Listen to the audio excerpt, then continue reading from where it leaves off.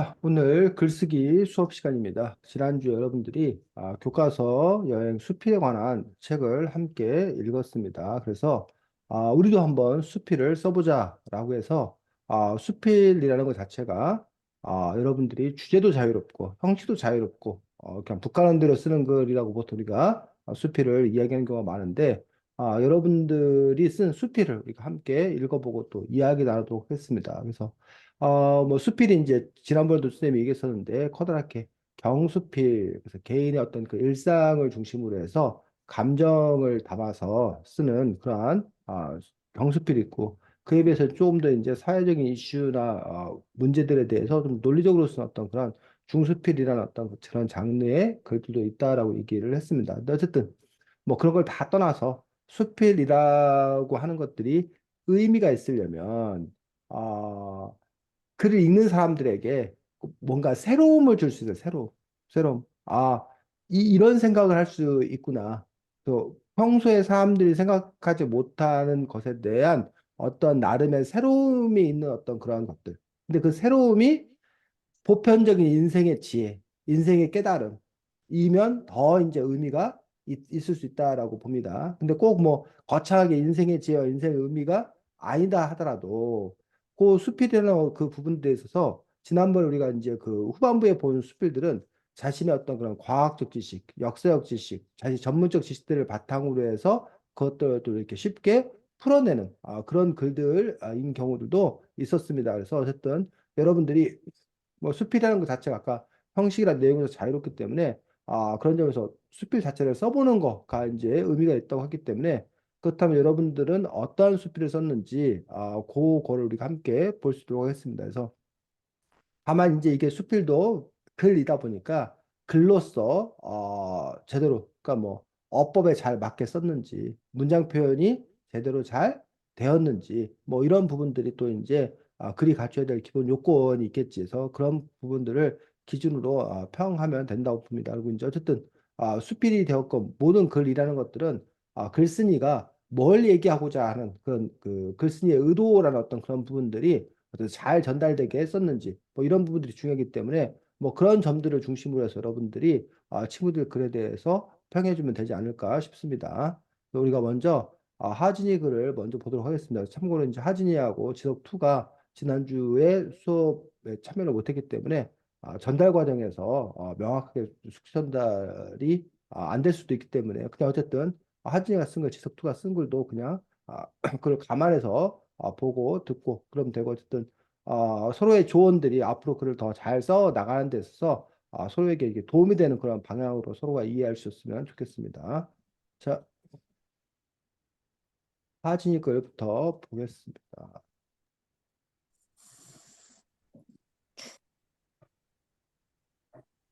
자, 하진. 네, 어렸을 때부터 나는 귀신 같은 눈에 보이지 않는 것들에 대해 관심이 많았다. 5, 6학년 때쯤 나는 유독 더 관심이 많아진 걸로 기억한다. 그날도 나는 친구와 귀신 이야기를 하고 있었고 친구는 나에게 귀신 이야기를 들려주었다. 나는 그날 들은 팔척 귀신에 대한 이야기를 들었을 때의 순간을 아직도 잊지 못한다. 그 이야기는 내가 들은 이야기들 중에 가장 소름 끼치는 이야기였기 때문이다. 확실한 줄거리는 기억이 안 나지만 팔척 귀신의 생김새는 머릿속에 많이 그려봤기에 말할 수 있다. 비정상적인 큰 키에 머리가 엉망인 귀신. 이유 없이 그 당시 내가 들었던 무서운 이야기들은 다 그렇다. 주인공은 아무 문제 없지만 무서운 귀신은 주인공을 이유 없이 해쳐버리는 것. 그렇지만 나는 그 이야기에 나오는 귀신이 너무 무서울 것 같아 내심 주인공이 무사하길 바랬다. 하지만 그때 친구가 들려준 팔뚝 귀신의 엔딩은 결국 주인공이 죽는 배드 엔딩으로 끝났다. 그 이야기를 듣고 나는 무서운 이야기에 질려버렸던 것인지 나는 그날 이후로 귀신에 대한 나의 상상력이 떨어졌고 친구와 그런 이야기를 하는 일도 줄었다. 그렇지만 내 초등학교 고학년을 귀신 이야기와 함께 보냈기 때문인지 나는 지금도 나의 5학년을 떠올려 보면 팔척 귀신의 이야기가 가장 먼저 떠오른다. 네, 수고했습니다. 우리 윤지석2가 하진이 글에 대해서 그냥 읽은 소감 얘기해 주면 됩니다. 평도 좋고. 해. 뭐 옛날 얘기를 잘 살린 것 같았고, 네, 그런, 잘 잡은 것 같아요, 주제를. 자신의 옛날 그런 거에 맡겨서. 네. 음, 시도권.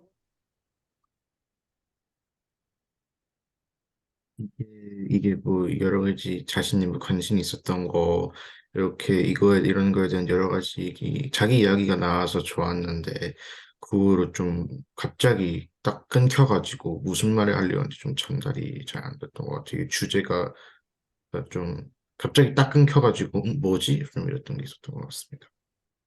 준이. 어, 저도 미석이와 같이 중간에 뭔가 끊기는 부분이 있었는데 끊기는 부분에서 약간 어리둥절했던 그 부분이 있었고요. 그리고 자신의 사소한 이야기를 담는 부분에서는 이 글에서 그냥 독자가 어, 어떤 사소한 이야기나 그런 것들에 대해서 읽고 싶을 때는 이런 글이면 되게 도움이 많이 될 것 같기도 해요. 음.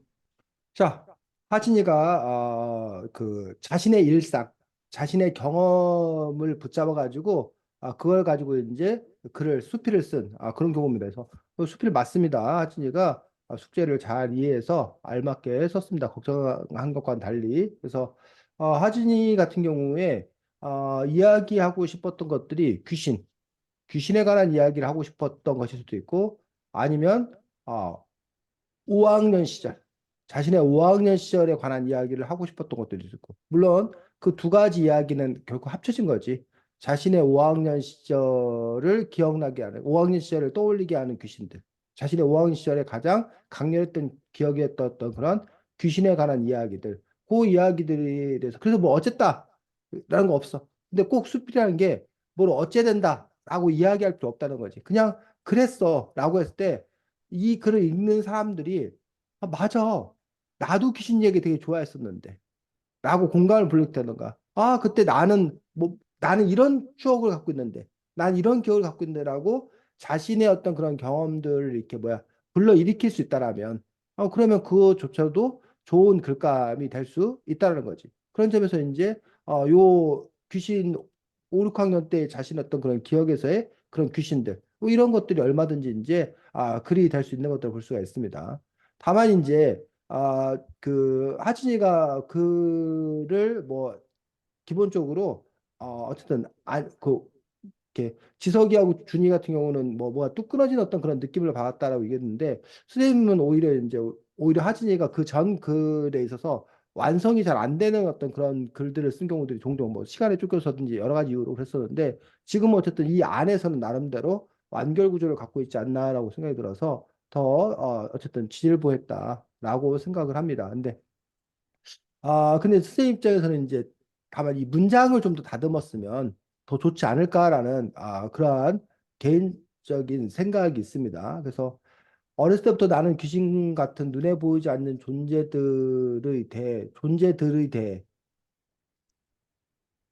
존재들의 대가 아니지. 뭐라고 바꿔야 돼? 현대들 어,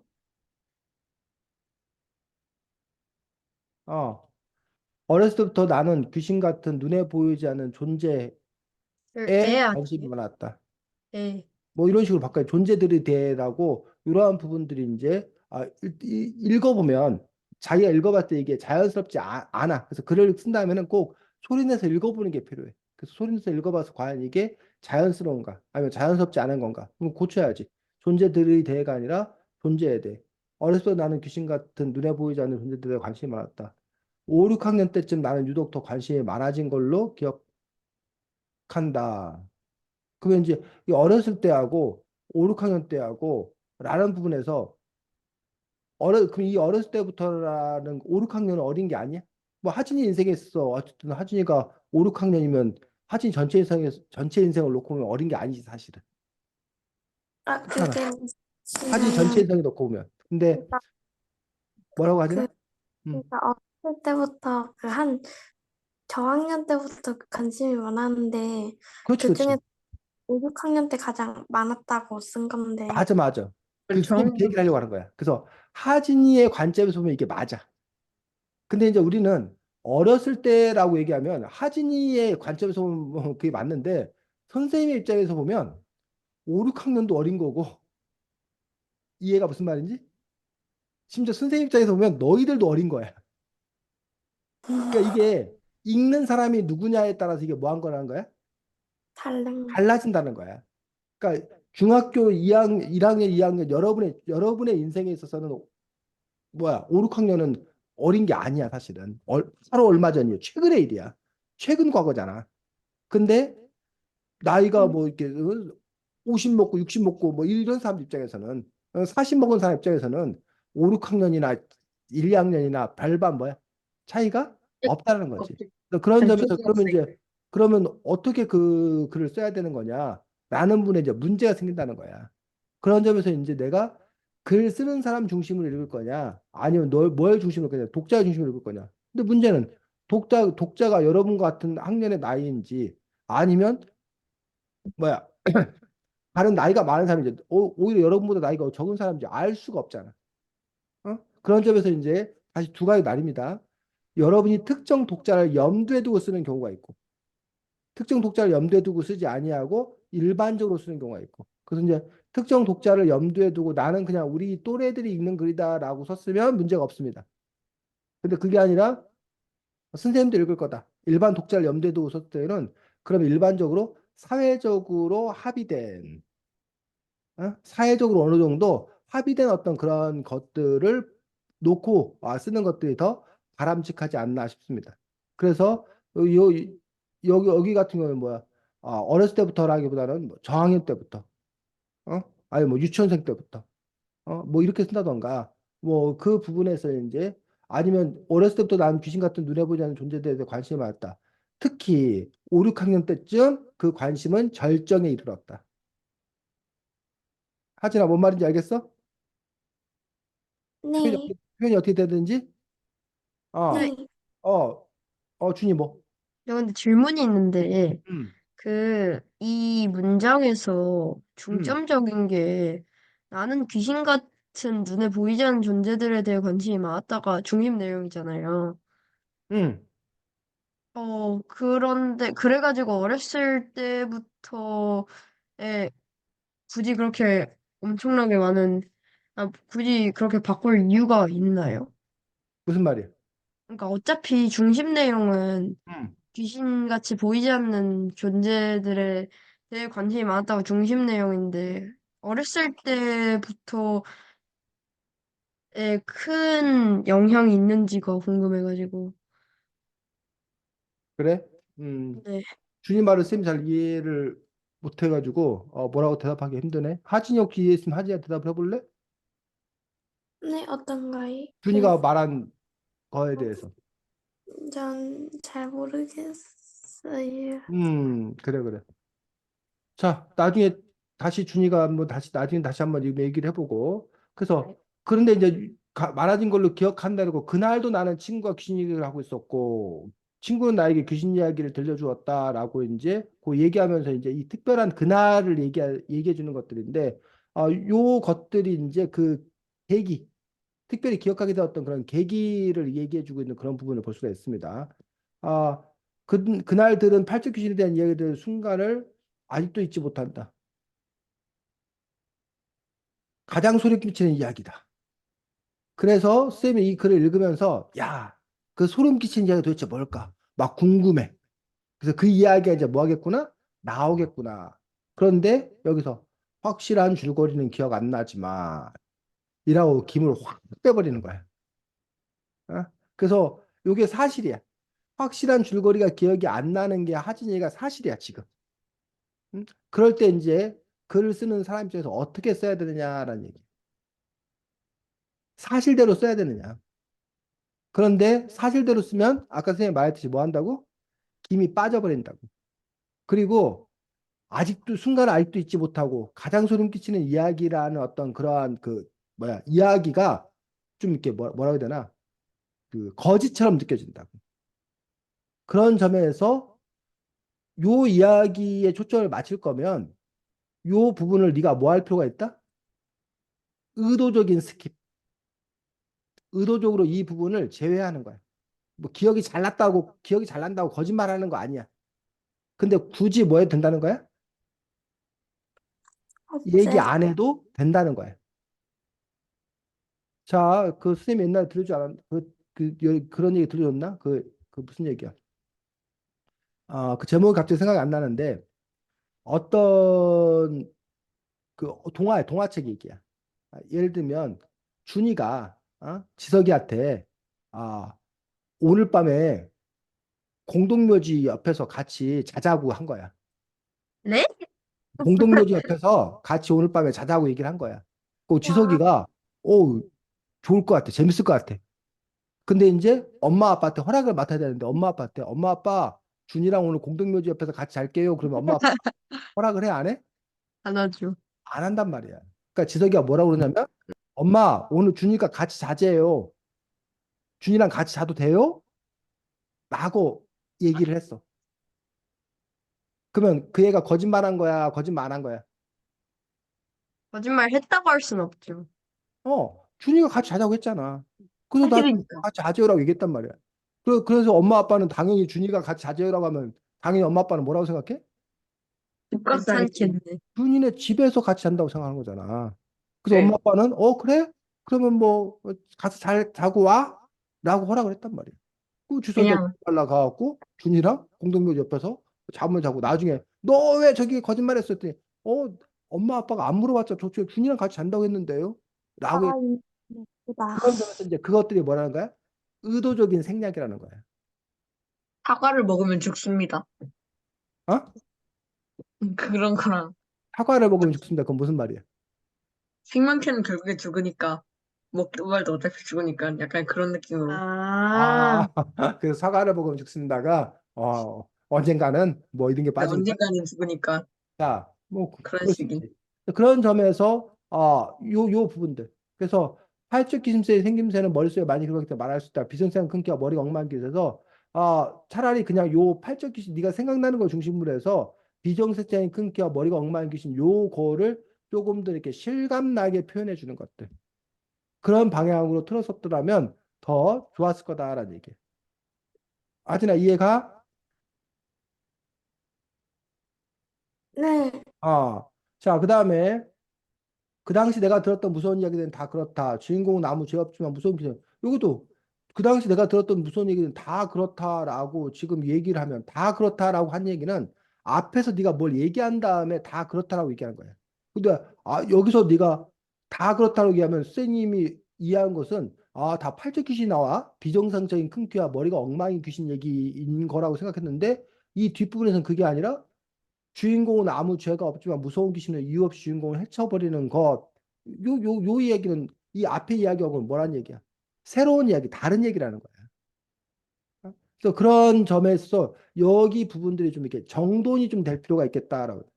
그렇지만 나는 그 이야기 나오는 귀신이 너무 무서울 것 같아. 내심 주인공이 무사하길 바랬다. 이건 또 무슨 말이야? 나는 그 이야기 나오는 귀신이 너무 무서울 것 같아. 내심 주인공이 무사하길 바랬다고 되는데 요 바랬다라는 표현 어법 그 맞춤법 잘못된 거 알아? 얘들아? 저거 쌍시옷 아닌가요? 바랬다가 지금 쌍시오 썼잖아. 어이예요? 어? 어이예요? 냈다 어이라고? 네. 아, 요게 그, 우리가 그냥 시옷이에요, 밑에? 이게 여러분 뭐예요? 많이 틀리는데 틀렸어요, 이게? 무사하길 바랐다라고 써야 돼. 저렇게 쓰는 거. 아, 그래서 진짜요? 여러분들이 근데 그런 거 많아. 약간, 바라다라는 진짜요? 말이 있고 바래다라는 말이 있어. 바라다는 말 그대로 뭐가 이루어지길 기원하는 거야. 아, 근데 바르다는 약간 바래다는 누래지는 거. 색깔이 옅어지는 걸 바래다라고 네. 그래. 근데 우리가 뭐뭐하기를 바래라고 이렇게 보통 이렇게 말하다 보니까 바랬다라고 잘못 쓰는 경우가 많아. 그래서 요건 여러분들이 바랐다라고 우리가 아주 적어요. 많이 틀린 경우예요. 그래서 무사하길 바랐다라고 써야 돼. 자, 그래서 그런 어법도 여러분들이 그 맞춤법도 참고하길 바라고 여기서 귀신이 너무 무서울 것 같아서 내심 주인공이 무사하길 바랐다. 이게 무슨 말이야, 하지나? 이야기 듣다 보니까 친구 이야기 듣다 보니까 너무 귀신이 무서울 것 같아서 응. 귀신에게 안 죽었으면 좋겠다고 생각해서 귀신 뭐라고? 귀신 얘기를.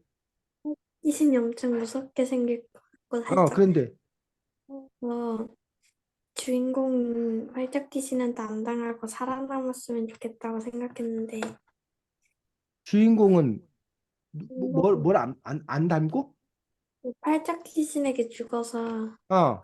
배으로 끝났다고 썼어요.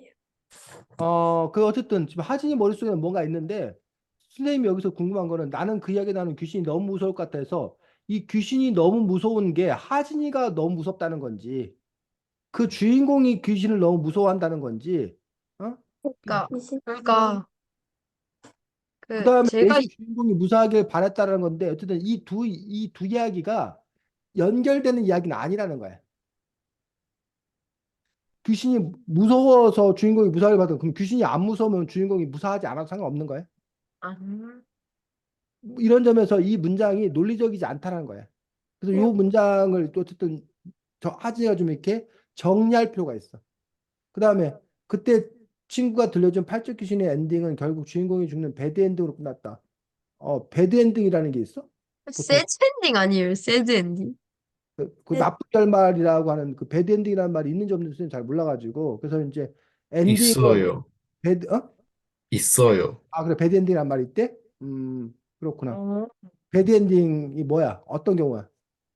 해피엔딩이라는 말도 있으니까 배드엔딩도 있는 걸로 알아요. 보통 해피엔딩의 반대말은 새드 엔딩 아니야? 새드 엔딩이에요. 라고 보통 쓰이지 않아? 저런 표현도 쓰이기는 하더라고요. 배드 엔딩도 쓰긴 써? 네, 쓰여요. 그래. 그 다음에 이제 여기서 엔딩이라는 말, 배드 엔딩이라는 말에 대해서 이제 좀 논란이 있습니다. 무슨 논란이 있냐? 요게 이제 외래어야 외국어야? 어, 네. 왜, 왜 레어죠?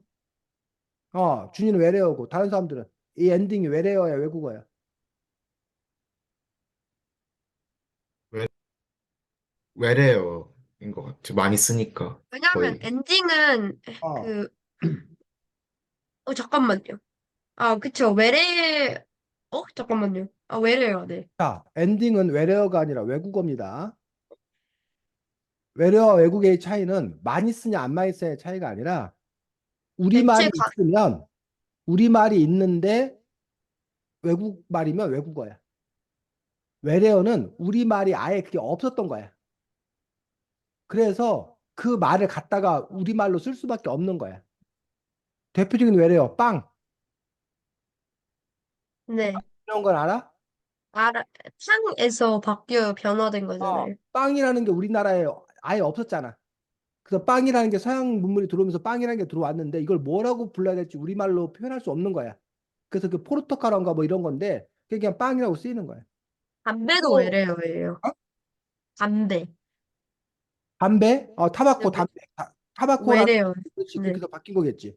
그래서 그거 뭐지 그 빵 그거 학교에서 배웠어요. 네, 맞아요. 엔딩은 그냥 우리말로 뭐야? 끝? 마지막 장면이라고 해야 되나? 엔딩은 결말이지 결말. 네. 결말. 뭐 이런 부분들 이렇게 슬픈 결말, 나쁜 결말, 뭐 이런 식으로 이제 갖다 하는 부분들에서 그냥 우리가 흔히 쓰기 때문에 써도 된다라는 주장하는 사람이 있고 또 왠지 결말이란 말보다 엔딩이라고 말을 써야 느낌이 좀 산다. 그렇기 때문에 문학적 허용을 해야 된다고 주장하는 사람들이 있어. 반면에 우리말 주장을 더 중요히 우리말 쓰기에 대해서 더 얘기하는 사람들은 되도록이면 우리말을 뭐 해야 된다? 써야 된다. 그래서 외국어를 남발하는 건 별로 좋지 않다고 주장하는 경우가 있어. 그 부분은 이제 어쨌든 글쓴이 어떤 그런 가치관에 따라 조금 달라지는 그런 영역들이기 때문에 그 부분은 여러분들이 알고 썼으면 더 좋겠다고 생각합니다. 어쨌든 뭐 그런 식으로 지금 나는 그날이 귀신에 대한 나의 상상력을 떨어졌고 귀신에 대한 나의 상상력이 떨어졌다는 게 무슨 뜻이야? 여기서 귀신 하준이 궁금해서 귀신 이야기를 많이 했던 건데 음 그것 때문에 그렇게 쓴 거예요. 궁금해서 옛날에 귀신에 대한 얘기를 많이 했던 건데 너무 무서운 이야기 들려버려서 그럼 이거는 이제 상상력이라고 하기보다는 귀신에 대한 호기심? 아, 근데 상상력이 맞는 게, 제 어, 맨날 상상하고 다녔어요, 저 시절 때. 하진이가 귀신을 상상하고 다녔다고? 네, 아, 뭘 상상하는지 전 몰랐거든요. 근데 어. 지금 이거 보니까 귀신이 계속 귀신 상상했던 것 같은데, 제가 그때 거의 뭐 집에서 한두 시간 동안 뭐 걸어 다니면서 상상하고 있었어요, 이제. 아니에요. 그렇게 가수이었어어요 그때. 아니에요. 장난. 자, 그냥 멍 때리면서 거리 다니고 있었어요, 계속. 음. 아니, 귀신에 대한 나의 상상력은 떨어졌고 나눠왔던 그런 부분들이 우리가 이제 어, 상상력이라고 하는 부분들에서 어쨌든 요 부분들이 어 선생님 입장에서는 조금 이렇게 잘 표현 그 상상력이라고 하는 어떤 그런 부분들 상상력이라는 것들은 상상하는 힘이거든. 무궁무진하게 상상하는 힘이거든. 근데 이날이로 귀신에 대한 상상을 별로 안 했다는 거지. 말하면 귀신에 대한 생각을 별로 안 했다는 거겠지. 그래서 그런 점에서 이제 그 표현들이 어쨌든 좀 더 바뀌어야 된다고 생각합니다. 어, 그렇지. 그래서 나는 지금도 아예 5학년을 떠올리면 팔적 이야기 귀신이 가장 먼저 떠오른다라고 이야기하고 있습니다. 그래서 여기서 친구가 그런 이야기를 하는 일도 줄었다. 줄었는데 떠오른다. 이것도 역시 이제 좀 뭐라는 거야. 음, 앞뒤가 좀 자연스럽지가 무슨, 않다라는 어떤 그런 부분들이에요. 그래서 그런 점에 있어서 그 흐름, 그 흐름이란 말, 이게 하진이가 이게 사실이야. 사실적으로 쓴 거야. 근데 사실적으로 쓰다 보니까 약간 그 뭐야 앞뒤가 안 맞는 모순된 어떤 그런 부분이 있기 때문에 그 부분을 어떻게 좀 이렇게 바꿔줄 거냐라는 부분들. 그런 부분들이 필요하지 않나 싶고 물론 뭐 또 이렇게 얘기할 수도 있습니다. 우리가 인생이 그런 거 아니냐. 좋기도 하고 싫기도 하고 그렇게 막 이렇게 묘하게 섞여 있는 뭐 그런 걸 표현하기 위해 쓴 거라면 뭐 그게 의도라면 하진이의 의도가 그거라면 뭐 이게 그래 잘 표현된 거라고 볼 수 있지만 일반적으로 만약 그렇게 그렇지 않다라면 어쨌든 글이 있어서 어쨌든 나름대로의 그 일관성 이것들을 갖는 글들이 독자들에게 편안하게 받아들일 수 있는 혼란을 주지 않는 그런 글이 될 수 있다는 점들을 이해할 수 있으면 좋겠습니다. 자, 다음 두 번째가 준이었나? 네. 자, 준이 글 선생님, 근데 제가 이걸 잘못 쓴 것 같아요. 자, 제가 수필에 대한 수필을 썼어요. 네, 그냥 스피드에 대한 어떤 스피드. 거에 대한 수필을 쓰는지 몰랐어요. 가능하지 그냥, 뭐. 그냥 이치에 대한 수필을 쓴 줄 알았어요. 자, 스피드에 대한 준이가 스피드. 발표하고 지석, 하진, 지석 원 순으로 평하겠습니다. 해. 교과서의 사전적 의미는 학교에서 교육을 위해 사용되는 학생들이 주된 교재라는 의미이다. 교과서의 의미를 자세히 보면 학생들이 주된 교재라는 부분이 있다. 학생은 우리나라의 미래를 책임질 인재들이다. 그에 따라 국가는 학생들에게 질 높은 교육을 시키기 위해 좋은 자료들을 엄선해 교재를 만든다. 국어교과서도 똑같다. 국어교과서에 쓰는 대부분의 자료는 문학작품인데 문제는 원- 세계의 문학작품이 워낙 많다는 것이다. 그래서 교과서에 나오는 대부분의 자료들은 높은 문학적 가치를 지니는 경우가 많다. 오늘은 그럼 교과서에 나오는 작품 중에서 수필에 대해서 알아보도록 하겠다. 수필은 형식의 제약을 받지 않는 문학의 형식이다. 네. 그래서 이 책에 나온 수필들을 보면 정말 다양한 내용이 나온다. 인간관계, 과거의 과학, 다양한 사회 요소 등 우리가 몰랐던 지식, 상식들을 수필에서는 접할 수 있다. 물론 모든 지식을 수필에서 얻을 수 있는 건 아니지만 만약 자신이 간단하게 그 분야의 지식을 얻고 싶다면 나는 수필을 추천한다. 이 책의 수필은 주로 두 가지로 분류된다. 우리에게 정보를 주는 수필, 우리에게 삶의 조언을 해주는 수필들이다. 물론 이 책에서는 정보를 주는 수필들이 많았지만 책을 다 읽고 나서 내 마음에 남았던 것은 삶의 조언을 주는 수필들이었다. 이런 것의 대표적인 수필이 사막을 같이 가는 벗이었다. 사막을 같이 가는 벗은 무서운 사막을 꼭 혼자 걷게 하지 않고 삶의 의미를 존재하게 하는 친구에 대한 이야기다. 인생이 사막이라면 친구란 존재는 낙타이고, 인생이 공부라면 친구는 필기구 같은 존재이다. 옛날 말에 이런 말이 있다. 나를 이해해주는 진정한 친구 한 명이 있다면 그 인생은 성공한 인생이다. 나는 이 책을 읽고 이 말이 떠올랐다. 현재 우리는 많은 인간관계를 맺고 살아가고 있지만 진정한 친구 하나는 마음에 품고 살아야 하지 않을까? 라는 생각을 느끼게 해준 글이어서 매우 인상 깊었던 것 같다. 이 책을 읽으면 수필에 대해 생각해보니 수필은 문학작품 속에 무지개 빛과 페인트 같은 에? 에? 이 책을 읽으며 수필에 대한 생각을 해보니 수필은 문학작품 속에 무지개 빛 페인트라는 생각이 들었다. 수필이 형식이 정해져 있지 않고 어떤 걸로 만들어낼 수 있고 다양한 삶의 조언을 담아낼 수도 있다. 이런 무지개빛 페인트를 우리가 사용할수록 색깔은 더욱 개성 있게 변하는 것 같다. 세상에 있는 수필들이 우리에게 전해주는 메시지는 무궁무진할 것이며 그래서 나는 미래의 수필이 더욱 기대된다. 네, 수고했습니다. 지속 투. 약간 비유적 표현을 많이 사용해가지고 되게 좋았던 것 같아요. 뭐, 무지갯빛 페인트라든지 아니면은 뭐, 또 그리고 그런 거랑 또 그리고 명언. 약간 아까 앞쪽에서도 나는 그 사막을 거친 뭐 그런 나를 이해해주는 진정한 친구 한 명이 있다면 그 인생은 성공한 인생이다. 아니면 뭐 이런 뭐 수필 예시도 들어주고 막 그런 예시나 막 명언, 예, 뭐 명언 그리고 뭐 비유 뭐 그런 표현들이 좋았던 것 같아요. 하진이. 책의 줄거리를 잘 요약하고 그 인상 깊은 점을 잘 말한 것 같아서 좋았어요. 지속 원. 수필에 이거 약간 정보를 전달해주는 수필의 느낌이 있었고요. 수필의 형식을 이용해서 수필에 대해서 다는 점이 좀 재밌었습니다. 그리고 근데 여기서 이 책은이라는 말이 나오는데 근데 이 책의 제목이 앞서 언급됐었나요? 앞을 없었어. 없었죠. 그래서 이게 그래서 이거 뭐지? 했습니다. 아, 음, 저 그 제목 선생님이 이거 안 넣어주신 것 같은데 거기 그 댓글에 거기 잘랐어? 제목도 예, 그래, 그래. 넣었어요 위에서. 알겠습니다. 네. 자, 준이가 쓴 글은 수필이라기보다는 우리가 흔히 준이 글은 그냥 뭐라고 부르는 게 더 맞아? 독후감. 준이가 독서감상물 잘 쓴 거지. 아, 교과서 여행 수필 그 책에 독서감상물 잘 쓴 거야. 뭐 독서감상문도 수필이라는 영역의 한 부분이라고 볼 수도 있어, 사실은. 뭐 독서감상문이 별게 아니라. 그래서 어쨌든 이 책을 읽고 쓴 글이기 때문에 독서감상문은 책을 읽고 그 책에 대해 쓴 글이 독서감상문이야. 그래서 준이가 지금 좋은 독서감상문을 썼다. 아 라는 제가 걸, 이걸 아, 선생님이 말하신 걸 잘못 이해해가지고.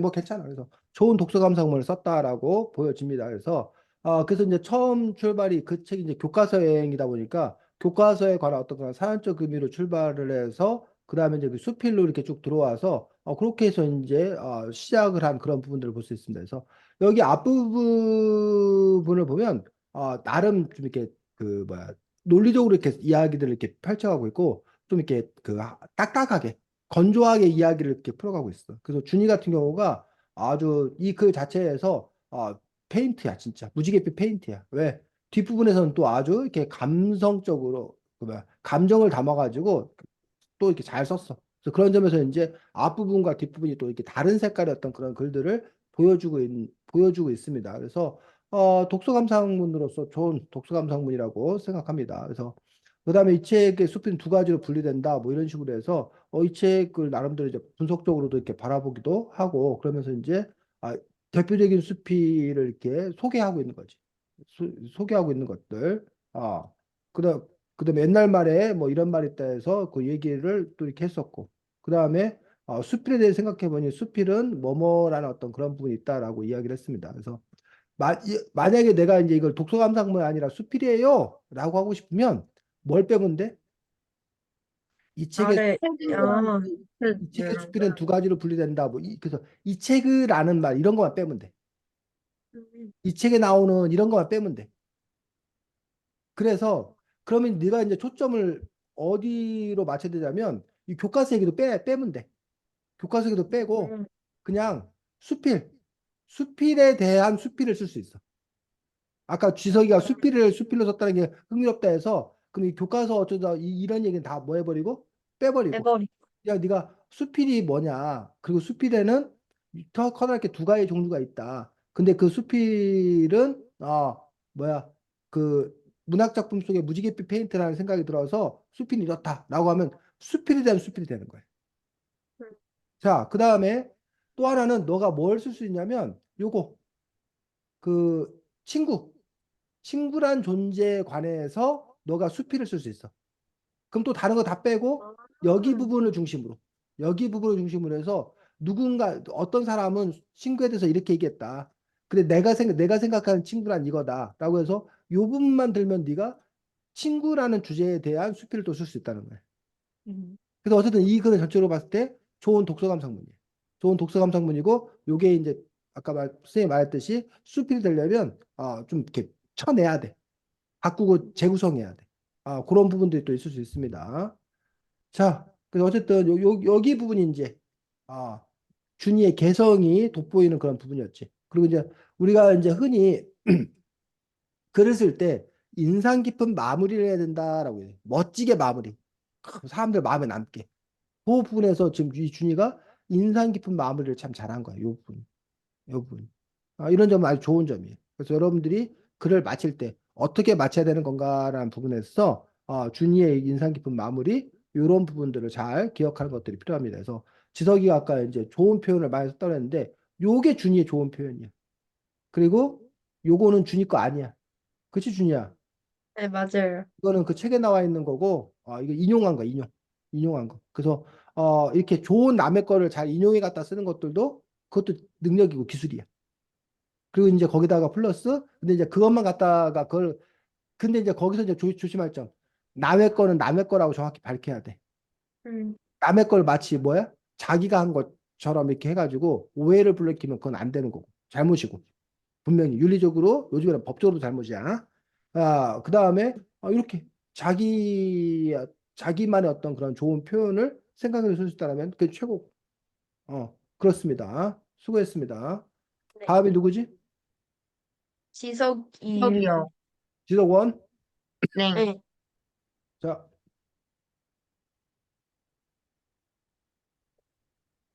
어유 라면 얘기인데. 지석원 보겠습니다. 저녁들은 드셨나? 아, 자, 잠시만요. 선생님, 이의 네, 제기합니다. 왜? 저거 국어 수행판 갖고 인용한 것 같은데요. 저거 안 진짜. 썼어, 그거. 완전 다른 내용이야. 아, 그래? 그때 지석아, 라면 얘기했고. 지석아, 어, 그래. 지석이는 나중에 그 괜찮. 요즘에 표절 중에 자기 표절이라는 게 있는 거 혹시 알아? 네? 선생님이 그게 좀 이렇게 감당이 안 돼. 선생님이 그게 좀 이렇게 납득이 안 되는데 예.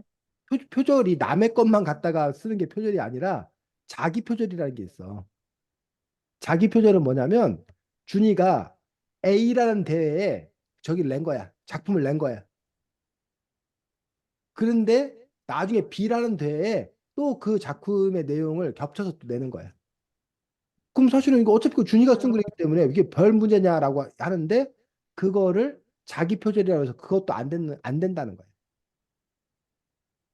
엄청 그, 제 거잖아요. 그쵸. 어차피 선생님 생각에서 그게 왜 자기 표절이 문제가 되나 싶은데 어쨌든, 계약상에 그게 있는 거 아니에요? 뭐라고? 계약상에 문제가 있는 거 아니에요? 그럼. 뭐 그럴 수 있지. 계약상의 문제라던가 뭐 논문 같은 경우에 이제 아마 그런 걸 거야. 아마 그 실적을 인정받은 건데 마치 또 여기다 내서 또 새로운 실적을 인정받는 것처럼. 그래서 교수님들 같은 경우에 1년에 그 논문을 몇 편 이상씩 써야 되는 게 있어. 근데 이제 그 논문 한 번 쓴 거 갖고 뭐 새로운 논문을 써야 되는데 그 논문 갖고 뭐 재탕 삼탕 뭐 이렇게 하는 거가 아마 문제가 돼서 그렇지 않나 싶은데 어쨌든 자기 표절도 문제가 된다고 처음에 쓰면 이해가 안 됐었는데 어쨌든 뭐 생각나서 얘기를 했습니다. 자, 지석이 읽겠습니다. 는 대단히 아름다운 음식이다. 쫄깃한 설덩어리 면발에 조밀 잔뜩 들어간 매콤한 국물까지 정말 완벽 그 자체다. 물론 대중적이기도 하다. 라면을 싫어하는 사람은 거의 없다. 심지어 시그리기도 쉽고 가격도 싸다. 라면은 실로 즉석 식품의 완전체이다. 그렇게 나는 라면을 먹을 때는 이 완벽한 한 그릇에 대하여 경의를 표해야 한다 생각한다. 이를 위해 가장 먼저 해야 할 것은 일단 라면을 잘 끓이는 것이다. 너무 짜게 끓이거나 한강을 만드는 용납할 수 없다. 너무 짜지도 너무 싱겁지도 않게 물을 조절하는 것이 생명이다. 면은 취향에 따라 다르게 할 수 있다. 그냥 밥과 함께 먹을 것이 아니면 툭툭 끊어질 정도로 불리는 것은 좋지 않다고 본다. 또 면 딱딱할 정도로 설 익히는 것도 안 좋다. 라면 쫄깃하고 촉촉한 면발이 핵심이다. 지금까지는 국물 라면에 관한 내용이었다. 하지만 라면은 종류를 그 네 가지로 나눌 수 있다. 국물 라면, 비빔면, 짜장라면과 볶음면이다. 이 네 가지는 모두 끓이는 방법이 약간의 차이가 있다. 비빔면은 스프가 없기에 물 조절이 필요하지 않다. 그래서 면이 더욱더 중요해진다. 비빔면은 기본적으로 차가운 면이기에 다 끓는 찬물로 한번 씻어주는 것이 좋다. 이 면을 찬물로 씻으면 훨씬 쫄깃해진 물을 비빔면에 끓일 때는 국물라면보다 면을 약간 더 익혀도 문제없다. 짜장라면과 볶음면은 비슷한 점이 많다. 끓이는 것도 닮았는데 보통은 면을 익히고 물을 조금만 남기고 버린 후 스프를 넣어 섞어 먹는다. 하지만 더 맛있게 먹는 방법이 있다. 먼저 면을 더 익힌 상태로 물을 버린다. 이때 꾸덕한 것이 좋으면 물을 조금 남기고 촉촉한 것이 좋으면 물을 조금 더 남기면 된다. 그리고 스프를 넣고 약불에 볶듯이 스프와 면을 비벼준다. 약불에 볶듯이 스프와 면을 비벼준다. 면이 달게 때쯤 먹으면 된다. 처음에는 물 조절이 약간 어렵지만 익숙해진다면 훨씬 맛있게 즐길 수 있다. 누구나 먹는 양이 다르게 양 조절은 자기 나름이다. 하지만 밥만 먹고 나머지는 남겨두는 것을 추천하지 않는다. 면이 눅눅해지면 끓이더라도 맛이 덜해진다. 한 개씩 먹는 걸 추천하고 반이 남았다면 차라리 과자처럼 먹는 것도 나쁘지 않다. 라면은 많은 음식과 잘 어울린다. 가장 유명한 조합은 김치일 것이다. 넣고 끓이면 국물 맛이 확 살아나고 그냥 같이 먹어도 맛있다. 파도 함께 끓이면 국물 맛이 확실히 차이가 난다. 계란은 풀어서 넣거나 노른자를 살릴 수 있다. 하지만 국물이 탁해진다는 단점이 있다. 국물 라면에는 떡떡이나 물만두도 잘 어울린다. 비빔면은 고기를 함께 먹으면 맛있고 짜장라면 계란 후라이가 국물이다. 볶음면이나 아주 매운 라면이라면 치즈를 곁들이는 것도 나쁘지 않다. 많은 사람들은 라면을 요리가 아니라고 한다. 그저 간식거리나 한 끼 식사를 때우는 정도로 생각한다. 하지만 라면 한 공지를 끓이는 것에서 아주 많은 생각이 들어간다. 아무 생각 없이 먹어도 상관없다. 어차피 맛있으니까. 하지만 최대한 신선한 한 그릇을 즐기기 위해서 계속 고민해 본다면 당신 앞에는 전혀 다른 음식이 놓여 있을 것이다. 네, 수고했습니다. 준이. 지석이 제 생각에 이 글을 재미로 쓴 게 아니라 매우 진지하게 썼을 것 같아요. 맞아. 지석에게는 진짜 진지하게 썼어. 매우 라면이란 게 진짜 신성한 그 자체이기 때문에 매우 진지하게 썼을 것 같고 이거는 라면에 대해 가지고 어, 라면을 거의 그냥 끓이는 방법부터 그리고 라면을 맛있게 먹는 방법, 뭐 라면에 잘 어울리는 조합 그런 걸 되게 잘 써줘가지고 어, 저그 라면을 뭐 엄청나게 좋아하진 않는데 그래도 이걸 보니까 네, 어, 입에서 침이 고이네요. 아유, 최고의 칭찬이네. 다음, 지석투. 일단은, 네, 확실히 주제에 비해서 상당히 진지했던 것 같고, 내용이. 그리고, 먹부심이 좀 많이 드러나는 느낌이 약간 그래서 많이 드러났던 것 같고, 같습니다. 예. 다음, 하진이. 라면에 대해, 라면 끓이는 방법이나 그런 거에 대해 잘 설명한 것 같고, 그리고 되게 정확하게 쓴 것 같아서 좋았던 것 같아요. 네, 뭐 지금 주석원이 수필을 잘 쓴 거지. 그래서 그런 점에서 이제 요렇게 이제 우리가 일상의 어떤 삶을 소소하게 보이지만 어떤 그걸 이렇게 붙잡아 가지고 깊이 있게 파고 들어가는 것들. 그래서 사람들로 하여금 아까 이 글에도 나와 있지만 라면에 대해서 그냥 이렇게 간단한 간식거리 뭐 이런 걸로 치부했는데 오 라면을 보니까 아 이래? 근데 사실 또 듣고 보면 또 이게 맞는 얘기야. 그러면서 이제 그 라면에 대한 어떤 그런 재발견, 재인식 뭐 이런 걸 줄 수 있다는 점에서 의미 있는 좋은 수필이라고 생각합니다. 근데 이제 여기에서 이제 조금 더 이제 뭐야 욕심 더 욕심을 부리자면 그 라면 끓여 먹는 지금 이거를 고치라는 게 아니야. 이거를 고치라는 게 아니라 이거는 이걸 자체로서 아까 그 라면의 다양한 종류, 라면을 맛있게 먹는 법 뭐 이런 것에 관한 것이야. 그걸로서 좋아. 근데 이제 그것이 아니라 그 라면에 대한 경의를 표해야 된다라고 하는 어떤 그런 뭐 물론 이게 경의를 표하기 위해서 이런 거기 때문에 경의를 맛있게 먹는 방법에 대해서 얘기를 하는 건데 그게 아니라 이렇게 소소해 보이지만 거기에 뭔가 대단함이 담겨 있다. 나는 것이 라면에만 이게 국한된 것이냐라는 거야. 우리 인생에도 우리 인간의 어떤 그런 관계에도 어? 소소해 보이지만 사실 그 안에 하나하나 정성을 들이고 자체가 완벽한 것일 수 있다라는 것들을 라면 이야기를 통해서 이렇게 끌어내어서 쓰는 거지. 그러면 지금 지성이 글은 라면 자체가 목적이야. 그래서 요걸로서 의미가 있는 글이야. 근데 이제 선생님이 지금 말하는 거는 라면 자체가 목적이 아니라 라면을 방편 삼아서 라면이라는 사람들의 대중적이고 좋아하는 그런 그 소재를 글감으로 삼아 그걸 유혹을 해서 그래서 내가 다른 주제로 이야기를 끌어가는 어떤 그런 방식으로도 글을 쓸 수가 있다는 거지. 뭐, 선생님이 뭘 얘기하려는지 알겠니? 자, 그 다음에 한 가지 더 얘기하자면 이제 요게 이제 더 좋은 글이 되기 위해서라고 하면 물론 이 글만으로도 우리 준이가 침이 고이고 별로 입이 짧아가지고 심지어는 건강을 생각해서 라면을 잘 안 먹는 준이마저 라면을 먹고 싶게끔 만들었다는 부분에서는 아주 성공적인 어떤 그런 글이야. 근데 이제 그 부분에서 이제 그 먹방하는 사람들도 그 표현을 어떻게 잘 하느냐 정말 이렇게 먹고 싶게끔 하는 그 표현하는 어떤 그런 부분들 그걸 어떻게 이렇게 그 디테일하게 그걸 잘 표현할 건가라는 부분에서 그런 그 표현력 그런 부분들을 이제 더 이제 뭐 한다라면 살릴 수 있다라면 더 의미가 있지 않을까라고 생각합니다. 그래서 그렇게 하는 이유는 사실은 이런 글들이 좀 어려워. 사실 이 글이 되게 어려운 글이야. 왜냐하면 라면을 모르는 사람이 없잖아. 그러다 보니까 자칫 잘못하면 이 글이 너무 뭐한 글이 되는 거야? 누구나 다 아는 글이 돼버릴 어떤 그런 가능성이 있는 거지. 너무 흔한 글. 그러다 보니까 사실은 아예 생소한 음식을 소개하는 경우에 사람들이 모르니까 그거 자체로서 그 저기를 갖는 거야. 뭐 어드밴티지를 갖는 거야. 그 점수를 따고 들어가는 거야. 근데 라면 같은 경우는 그렇지가 않은 거야. 쉽지가 않은 거지. 그러니까 대중적인데 대신 이거 가지고 남들보다 더 특출하게 하려면 그 표현력이라든가 이런 부분들이 조금 더 이렇게 남달라야 더 이제 사람들에게 호소력 있는 그런 글이 되지 않을까 싶습니다. 네, 선생님 오늘 저녁은 라면으로 결정을 했습니다. 자, 근데 집에 라면이 있나 보네. 우리 같이 사는 사람이 또 라면 하면 또 막, 막 이래가지고 아, 그 라면 먹으면 무슨 자연 들인 라면이나 겨우 얻어먹고 그래서 너무 슬퍼. 응. 저희 집도 그거 먹어요.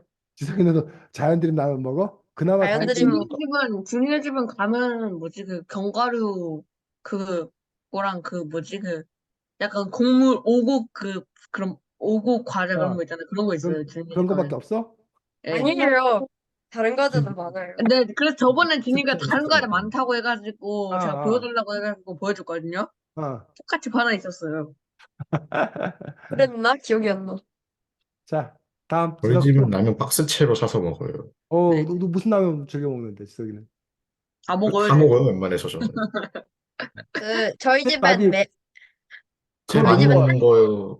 어, 저희 집은 한살림에 매운 감자라면이라고 그래, 있어요. 감자라면 괜찮아, 그나마. 네, 맞아요. 그거 괜찮아요. 맛있어요. 지석 원 뭐라고, 무슨 라면, 네가 최애 라면이 뭐야? 어, 최애 라면이요? 가장 좋아하는 라면, 네가. 가장 열라면 아니에요? 좋아하는, 아까 종류별로 분류해보자면 국물라면에선 열라면이고, 비빔면 중에선 진비빔면 가장 좋아하고, 평양라면 중에서는 당연히 짜파게티, 그리고 볶음면 중에서 신볶음면 좋아합니다. 오, 그렇군. 네. 팔도도 비빔 팔도 비빔면 아니? 진비빔면이지. 와, 자, 진짜 어이없다. 알겠습니다. 참고하겠습니다. 자, 지석 2 네. 발표하겠습니다. 그리고 하진이부터 평하겠습니다. 네. 물건을 구매하면 항상 따라오는 것이 있다. 바로 쓰레기다. 이러한 쓰레기의 종류는 천차만별하다. 종이, 비닐, 플라스틱, 캔, 유리병 등 많은 종류의 쓰레기들이 나오고 이렇게 나온 쓰레기들은 쓰레기통에 버려진다. 하지만 보통 집에서는 쓰레기통 하나만 쓰지 않는다. 종이, 비닐, 플라스틱, 캔, 유리병 등의 쓰레기를 분리하기 위해서 쓰레기통을 세분화하여 분리배출을 한다. 이렇게 쓰레기의 종류를 세분화하여 그 종류별로 쓰레기를 버리는 것을 재활용이라고 한다. 하지만 이런 재활용은 어렵고 하기 귀찮으면 헷갈리고 불편하다. 이는 필자뿐만 아니라 많은 사람들이 공감할 것이다. 하지만 이 재활용은 앞으로의 사회를 유지하기 위한 필수적인 방법이다. 이런 재활용은 지금은 대중적으로 많이 알려졌지만 과거에는 너무나도 생소한 사고방식이었다. 이런 과거 재활용의 시초는 바로 고물장수였다. 고물장수는 고물을 받고 열심히 한철 등을 주었고 사람들은 쓸모가 없거나 버릴 물건을 고물장수에게 팔았고 이때부터 쓰레기를 쓰럼 취급을 하지 않고 어느 정도 값이 나간다는 생각이 자리 잡게 되었다. 이 고물장수는 대한민국의 재활용 역사의 미약한 시작이었지만 이 일을 계기로 1991년 자원의 전략과 재활용 촉진에 관한 법률이 제정되고 재활용이 의무화되며 현대에 와서는 재활용을 거의 대부분이 알고 따르게 되었다. 수많은 이들은 자신이 재활용을 잘하고 있다는 믿음을 지니고 있다. 하지만 정작 누가 봐도 알 수 있다고 생각한 재활용품 중에서도 분리배출이 되지 않는 쓰레기가 있다. 바로 평소 플라스틱으로 착각하여 잘못 버리는 과일 포장재, 노끈, 빨대, 플라스틱 수저 등이다. 이뿐만 아니라 아이스팩, 단추, 기름종이, 컵라면, 컵밥 용기, 스티커가 붙여진 비닐 등 많은 일반 쓰레기를 많은 사람이 재활용품으로 착각하고 있다. 이렇게 올바른 분리배출로 인하여 쓰레기가 재활용되면 그 모습도 확 변하게 된다. 폐지는 새 종이, 노트가 되고 우유, 병, 종이컵은 두루마리, 일명 티슈로 변하게 된다. 또 페트병은 부직포, 옷, 플라스틱은 그대로 플라스틱 제품으로 쓰이며 캔 고철류는 철근, 강판 등으로 집을 지을 때 사용된다. 빈병은 유리병, 유리블록 등에 사용된다. 올바른 재활용을 실천하는 사람은 많지 않다. 하지만 필자는 이걸 통해 분리수거를 어떻게 하고 폐기물이 재활용되어 어떻게 변하는지 알게 되었으면 좋겠다. 현재 하루 동안 생겨나고 있는 쓰레기는 약 5만 톤 정도 된다. 이렇게 이제 지구를 황폐화시키고 환경 문제를 일으키는 주범인 쓰레기는 분리배출 배출을 제대로 하지 않으면 지구가 위험할 것이다. 재활용이 지금 당장은 하기 귀찮고 어렵고 하지 않더라도 크게 달라지지 않을 것 같더라도 지구의 환경과 앞으로의 살아갈 터전을 위해서라도 썩지 않고 하늘로 올라가기 위해 답은 재활용이라는 튼튼한 동아줄을 놓지 않았으면 한다. 네, 수고했습니다. 준이, 하진이, 지석이 순으로 하겠습니다. 준이.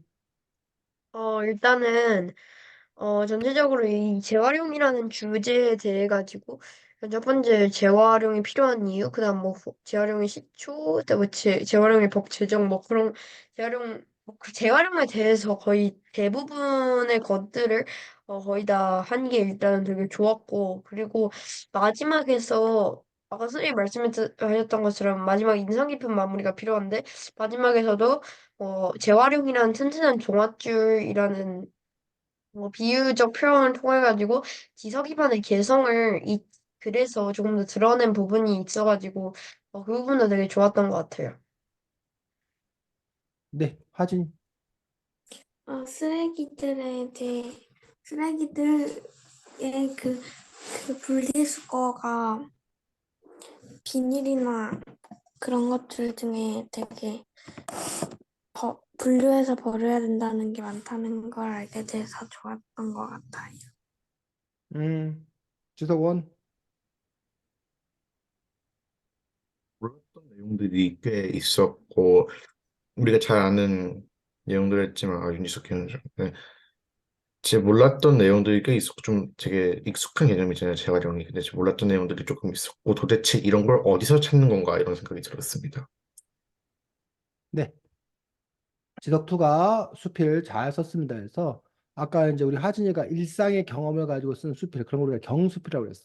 반면에 지석이 같은 경우는 일상의 경험이 아니라 이렇게 지식을 바탕으로 해서 글을 쓰는, 이건 이제 중수필에 더 이제 해당되는 그런 부분이고, 또 현재 또 이렇게 사회 현안 문제가 되는 그런 부분들에 관해서 이렇게 수필을 쓸 수 있습니다. 해서 역시 쓰레기와 관련된 그런 좋은 수필들 쓴 걸 볼 수가 있습니다. 그래서 이러한 쓰레기 종류는 이제 천차만별하다라고 이제 썼는데, 요 천차만별이라는 표현이 모든 사물에는 차이가 있고 구별이 있다라고 이제 쓰는 건데, 그 종이, 비닐, 플라스틱 캔, 유리캔 등 많은 종류의 쓰레기 나오고 쓰레기통에 버려진다라는 것들에서 어 이게 천차만별이라는 표현이 과연 여기에 그 가장 어울리는 표현인가라는 부분에서 뭐 이렇게 넓게 생각하면 천차만별이라는 표현이 이렇게 틀린 표현은 아니에요. 근데 이제 그렇다고 딱 맞아떨어지는, 그냥 이렇게 다양하다. 그 쓰레기 종류가 참 이렇게 여러 가지다 다양하다라는 어떤 그런 부분들인데, 천차만별이라는 부분들은 모두 차이가 있고 구별이 있다라는 어떤 그러한 부분에서 이게 차이가 크다, 심하다라는 건데, 종이, 비닐, 플라스틱 캔, 유리병이 차이가 크고 심하다라는 거를 얘기하려고 했으면 이게 천차만별이라는 표현이 가장 적합한 표현이고, 사실은 뭐 또 생각을 해보면 종이 비닐, 플라스틱 캔, 유리병 같은 것들이 또 이렇게 천차만별이기 때문에 이게 재활용을 더 이렇게 세심하게 분류해서 해야 된다라는 걸로 연결되면 이게 맞는 그런 표현인데 여기 자체로 보면 어쨌든 좀 이렇게 많다라는 어떤 그런 의미만을 강조한다라면 천차만별이라는 표현이 좀 이렇게 걸리기도 하고 어색하기도 합니다. 그래서 그런 점에서 이제 어쨌든 그 좀 더 이렇게 글의 완성도를 높이기 위해서 가장 적합한 단어, 가장 좋은 단어 우리가 퇴고라는 말 퇴고라는 말 자체가 그 어떤 시인이 그 시를 쓰는데 퇴자를 쓸까 고자를 쓸까 그거 갖고 고민했다라는 그 부분에 한참 동안 고민했다는 말에서 퇴고라는 말이 나왔거든. 글을 쓴 다음에 이제 다듬는 과정을 우리가 퇴고라고 그러는데 그 사람들 자체가 이제 그 시의 가장 정확한 표현, 가장 알맞은 어휘를 찾기 위해서 했던 그 부분들을 볼 수가 있습니다. 자, 그래서 이제 지금 보면 그 이 글의 가장 좋은 점들 중에 하나는 바로 고물장수의 재발견. 고물장수라고 하면 사실은 우리가 이렇게 고물장수에 대해서 사회적으로 이렇게 좀 이렇게 뭐야 좋게 생각하기보다는 좀 이렇게 하찮은 직업 이렇게 생각하는 그런 그 사회적 분위기가 있는데 그게 바로 이제 고물장수가 바로 오늘날 재활용의 어떤 환경 문제의 어떤 그런 시초라는 어떤 그런 상당히 그 강력한 의미 부여를 하고 있다는 점에서 그런 점에서 이제 사람들의 시각을 새롭게 준다. 재발견해 준다라는 점에서 이제 상당히 의미 있는 어떤 그런 글이 될 수 있다고 생각이 들고 그다음에 자원 재활용과 촉진에 관한 법률 뭐 이런 식으로 해서 이제 법적인 그런 부분으로 이렇게 영역을 확대시켜 갖고 또 이렇게 이야기하고 있는 것들을 볼 수가 있습니다.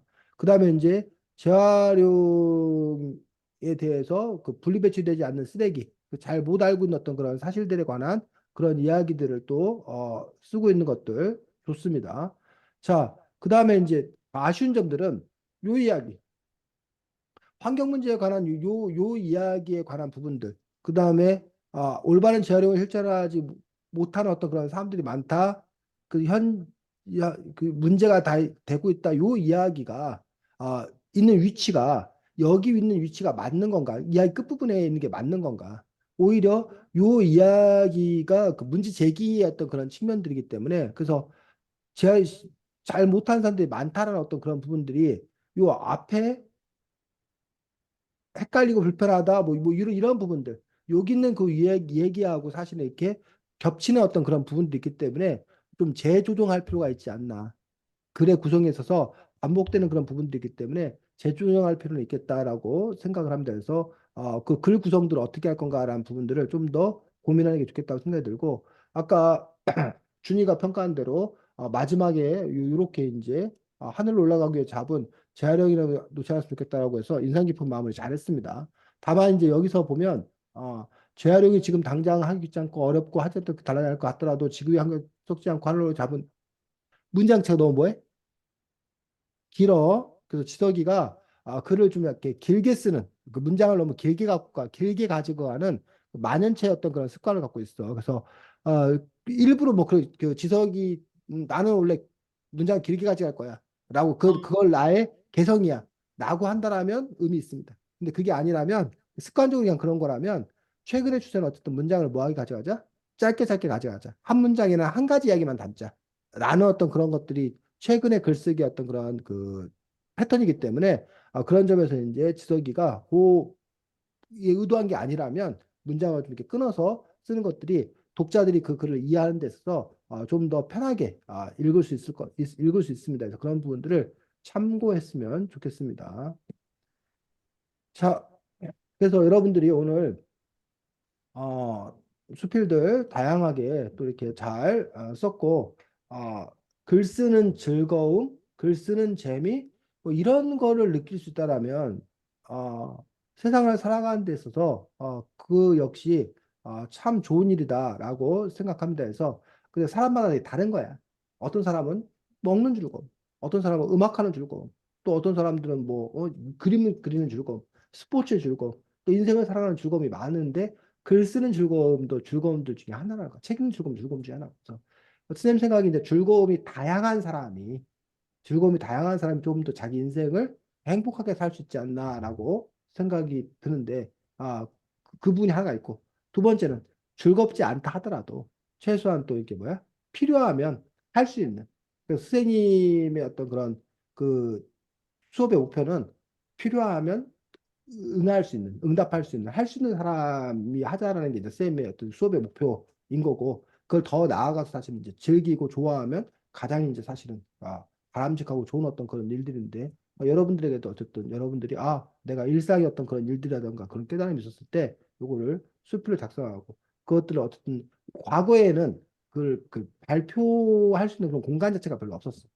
근데 요즘에는 어쨌든 SNS 발달로 해서 자신이 블로그를 운영한다던가 뭐 아니면 뭐 다른 SNS 한다던가 라는 식으로 해서 여러분들이 아니면 자기가 차곡차곡 저장해 놓는 것들 뭐 이런 것들이 여러분들의 또 포트폴리오가 될 수 있기 때문에 그런 점에서 글 쓰는 즐거움들 뭐 수필을 이렇게 써본다던가 그리고 그 발표의 공간 기회를 가져본다던가 그런 순간들이 많았으면 좋겠습니다. 다음 주에는 책이 궁금했어 뇌과학이라는 책입니다. 그래서 궁금했어 뇌과학에서 요즘에 이제 뇌과학 분야가 뭐 상당히 많이 연구가 진척이 돼가지고 뇌과학에 대한 관심들이 상당히 많이 밝혀지고 있고 그러면서 이제 또 좋은 점도 있고 궁금한 게 풀려지니까 또 나쁜 점은 결국 그래서 인간이란 도대체 존재가 뭐냐 라고 하면서 결국 인간이란 존재가 오묘하고 막 이렇게 신비하고 그런 존재인데 알고 봤더니 그냥 호르몬과 전자신호에 불과하다. 뭐 이런 식으로 이렇게 뭐 결론이 나는 것 같아가지고 사람들이 좀 이렇게 멘붕에 빠지기도 하고 뭐 그런 분들인데 어쨌든 그 책이 뇌과학에 대해서도 이렇게 청소년들에게 설명하는 책이어서 그 책 갖고 다음 주에는 또 이야기 나눌 수 있도록 하겠습니다. 자, 수고 많았고 다음 주에 보겠습니다. 안녕. 안녕히 네. 계세요. 네.